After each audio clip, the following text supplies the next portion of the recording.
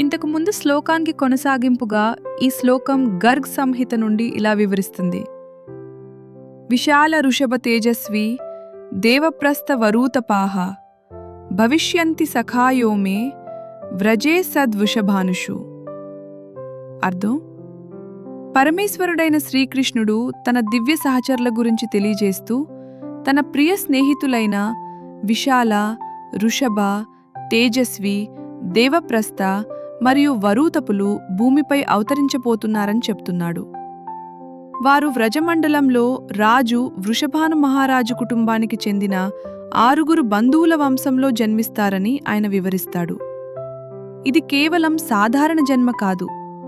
శ్రీకృష్ణుని భౌమలీలలు సజావుగా కొనసాగేందుకు ఆయన మిత్య పరివార సభ్యులు ముందుగానే భూమిపై అవతరించి ఆయన సేవలో మరియు లీలల్లో భాగస్వాములు కావడానికి ఏర్పాటైన దివ్య ప్రణాళికలో ఒక భాగం.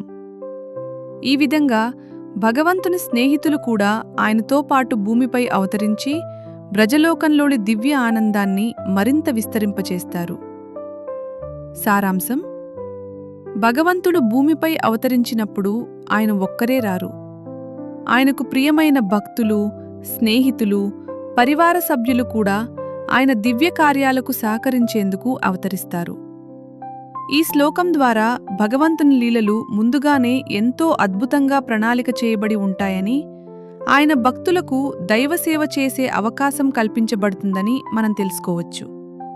హరే కృష్ణ.